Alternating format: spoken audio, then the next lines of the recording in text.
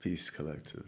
Just came in a beautiful meditation, and I wanted to share with y'all that there's some giants here, right here.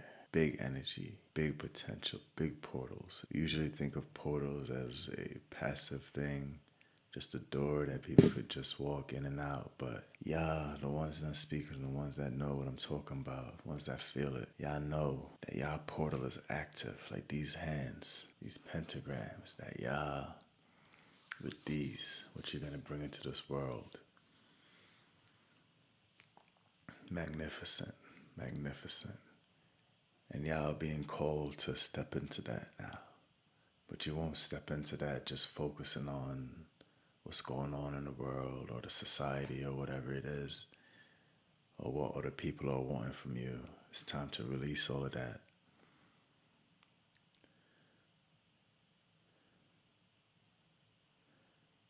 The energy that you got, it's almost like you're a genie in the bottle. And it's time for you to step into that. Some of y'all, it might be locked behind a Chiron wound. Or maybe it's something else, whatever it is. You have plenty of gifts, and it's time to do that internal work to set those free. Because that's how you really step into that mode where your presence is like, you don't even walk into the room, you walk by the room and they feel it. You drive by and they feel it. And I'm sensing that one of the key things that could be detrimental is betrayal. And before we hop into thinking that it's betrayal from friends, family, the system, society, parents, loved ones, to really become a giant, to really lean into this, you gotta look at self-betrayal first, because that's what's really keeping you small. You gotta take accountability for that, honestly. Honestly, you need honesty as you're looking in the mirror. Because a lot of us are able to identify strongly with this identity of who we are. And we don't even peep that little vision of ourselves that we have running around from the past to the present and even the future. Looks like us, talks like us. Like it's a little avatar that we use to remember and to project and to be present, and that it might be filled with self-hate, with betrayal, that you might think that it's working in your favor, but in reality, it's just like this little cynical, it has a little edge to it that just doesn't fuck with you, and you gotta stand up for yourself. You gotta break up. From this point now that you're hearing this, I want you to assume that this it's pure paranoia. Just look at it and just be like, yo, who am I? Am I being true to myself? Really think that you might have been betraying yourself. You might have been holding yourself back this whole time. Because even that little avatar that we utilize to navigate, it might be the one that's be like, yo, that person hurt me, that person this, that person that person that. But who's the one that's repeating that story to you? That's in your ear the most? Who's your Brutus? Who is your keeper? Who's your brother? Your sister? Who is that? Whatever you want to identify that thing as, who's the closest to you? And what is it telling you? Because you sense that you're a giant. You sense that you could do great things on this planet. You sense that you could change a narrative for your family, for generations of other families, for nations. Your impact could go for millennia. That's the type of giants I'm talking about. And your advisor, the advisor to the king, the advisor to the queen's hand, the king's hand. And when I say hand, it really feels like it's attached to you. And this is going to sound biblical, but you really have to pick up that sword and decide whether or not keeping this relationship. How attached are you to your past, to these stories, How is it impacting your creation, your abilities? Which one do you want? Because one gotta go, you gotta ask. You know what, let's not even make it a you gotta cut your arm off kind of thing if it betrays you. But with mind alone, with understanding that you're being betrayed, we're getting into the depths.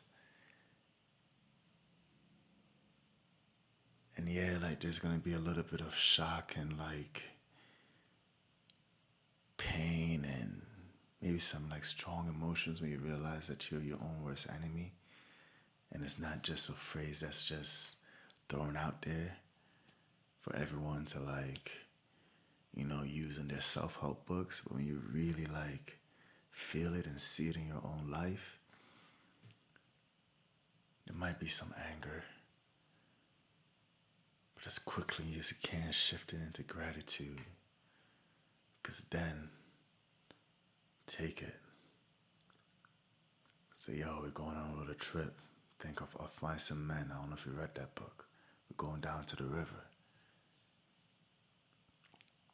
We're going on a little trip. We're going on a boat ride.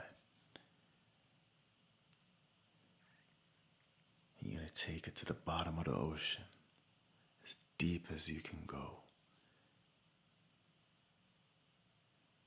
And this is going to sound difficult, but you're going to bury something. Have you ever heard of anyone trying to bury something at the bottom of the ocean? Some people think you just throw it overboard and that's it. But no, this is something where you gotta get to the bottom of the ocean. You gotta dig. You gotta bury that thing alive. I'm not even sure like which movie or show this came from, but I just have this vision of like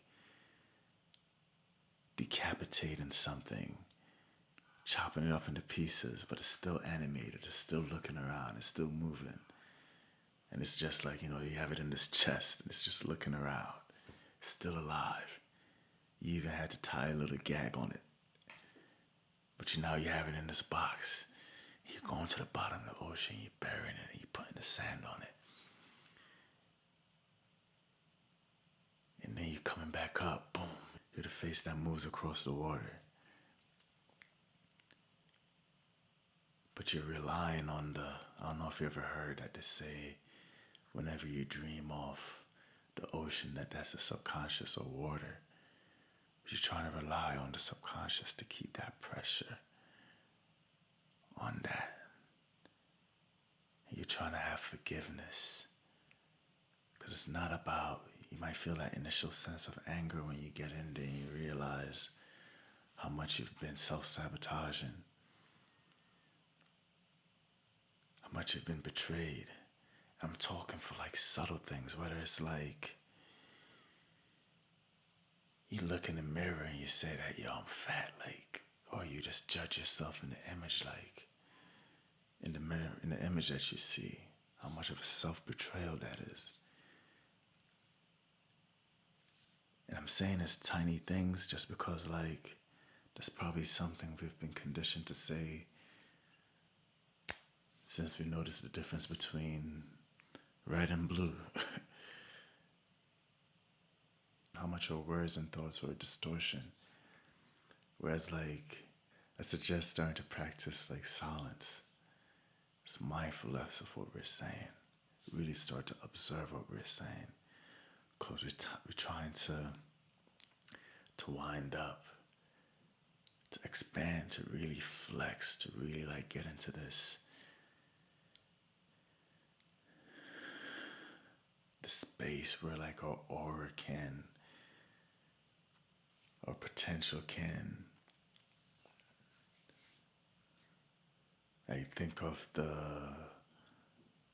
what comes to mind is like Sasuke and his, what's that thing called?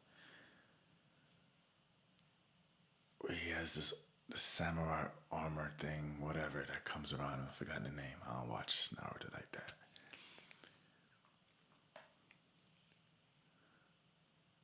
I want to say one, but I have a name in my mind, but I think that's a fire one, and I just don't want to get into that.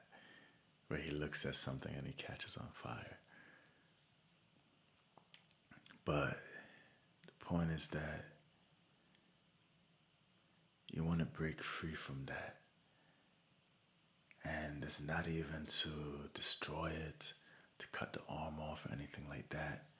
Because in reality, it's just more so you have everything you need, but you have these extra limbs and heads, and you're walking around like this homunculi. You're just like, you're not you. You might look like you, everything that you should be in society. You might look like what they want you to be, but are you you? And that's where the betrayal comes in.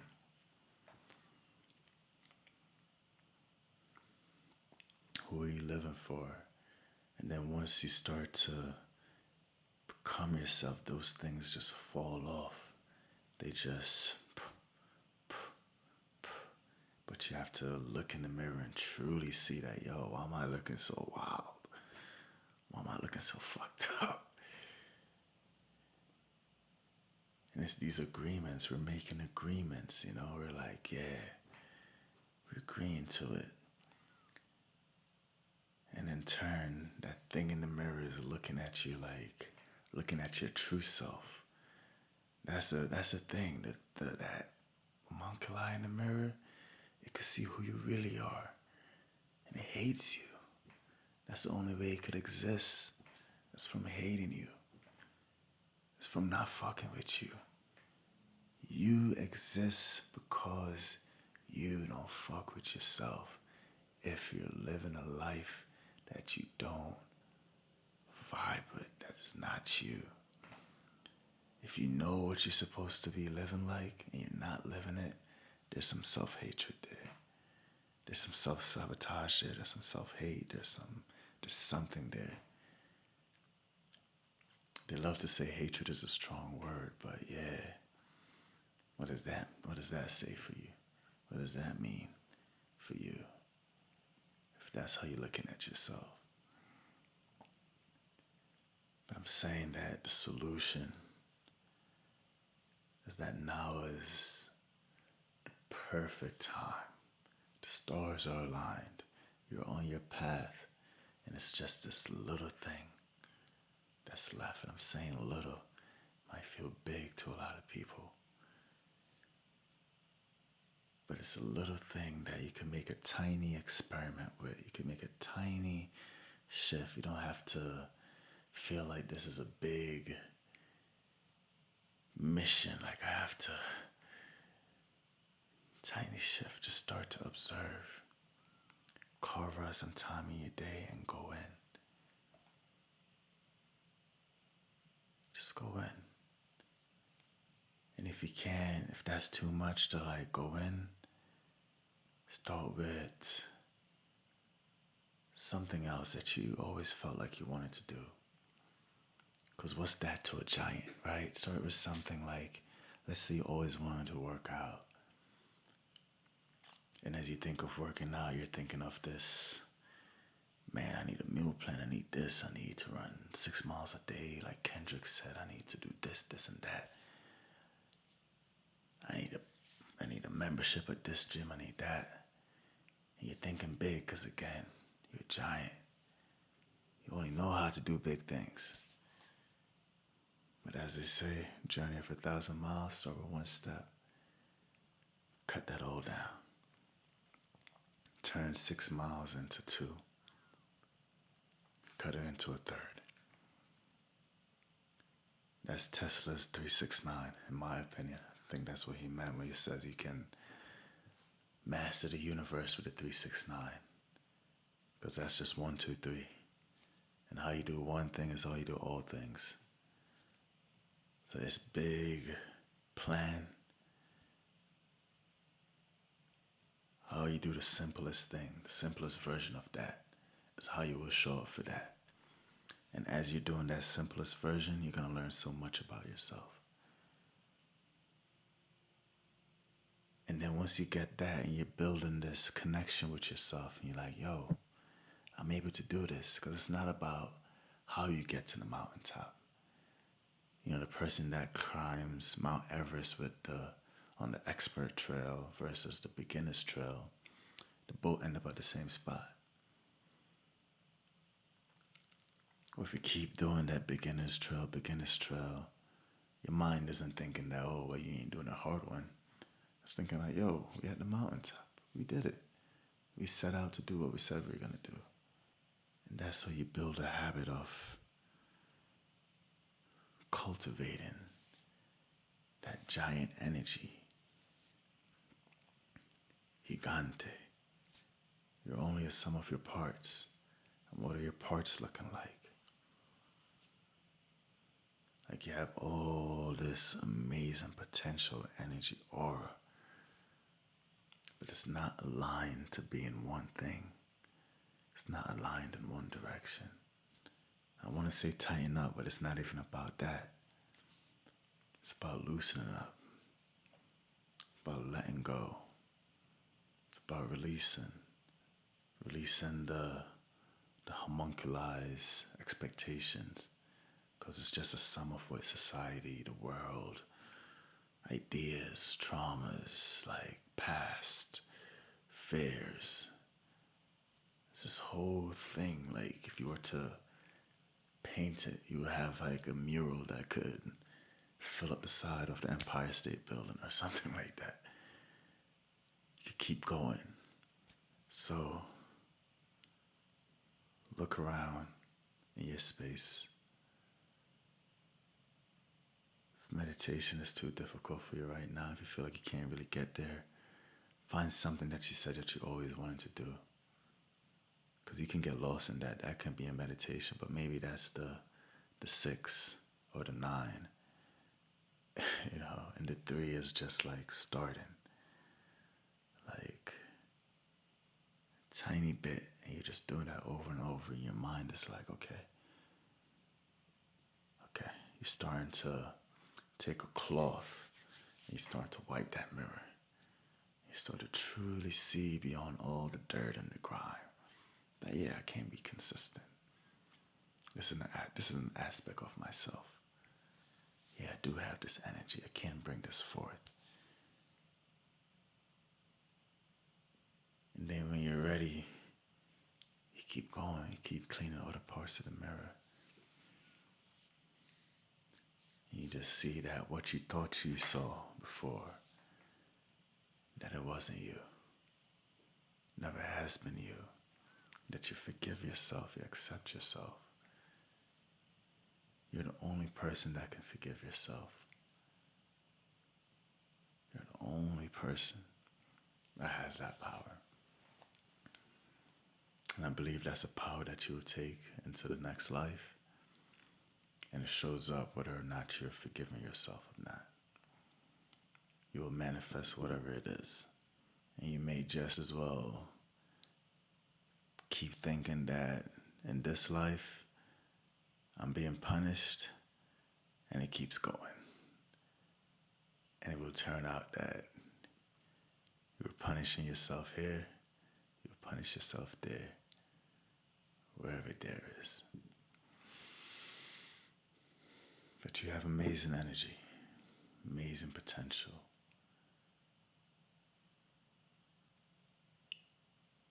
These giants will come together. They'll find a way. They will be drawn to each other. Let your light so shine.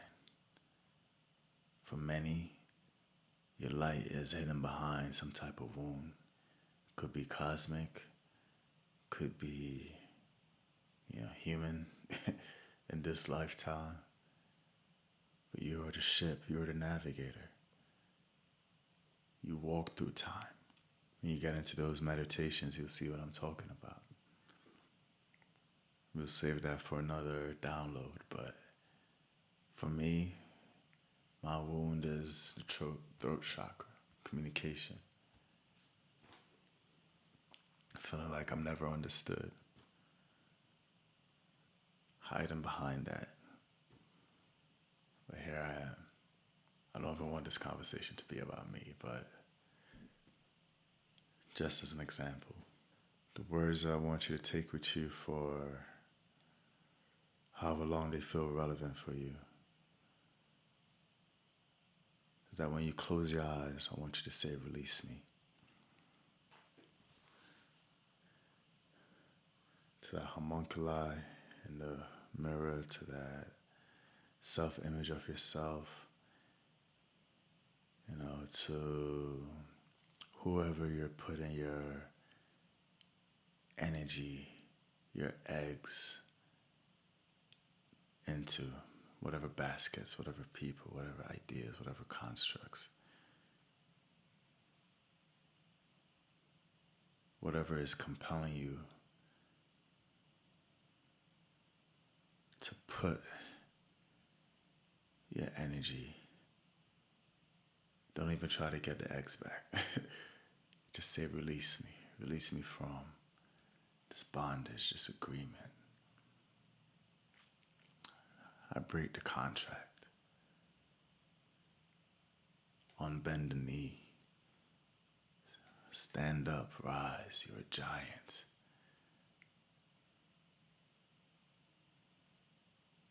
Just in the fact of you rising alone, like, brush the shoulder off, like, shake off those entities that were living on you, making a name on you, thriving off of you, making you their ecosystem, their source of life. You gotta purge. And you don't have to wait for an ayahuasca ceremony to do that. You can start before that.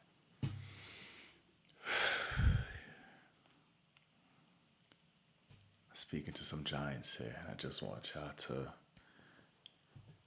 stand up. And for some of us, it might even be to sit down. I'm getting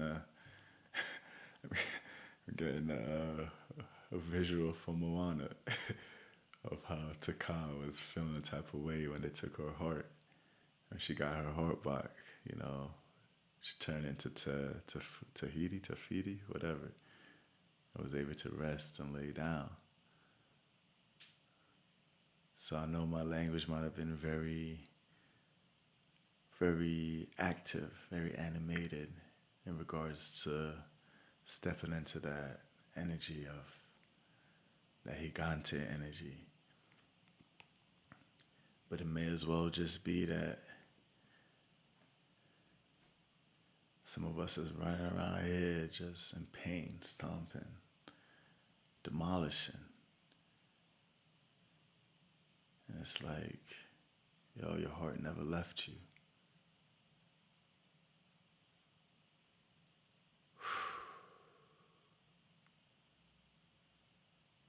Bridge that gap.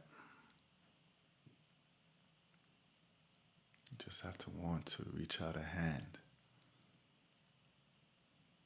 And another hand will reach back. And you'll feel that connection. You'll feel that love.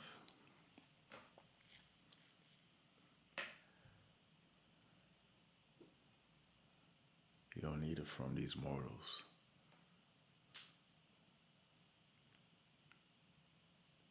In fact, mortals sound too close to mortuary for me. Sounds too close to death.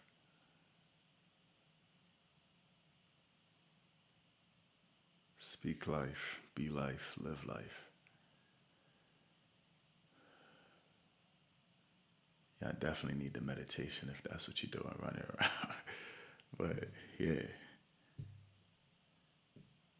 that's my download for the day for y'all. That's my contribution to those who care to listen. Peace. I'm Morris. I look forward to the next one. Holla at you.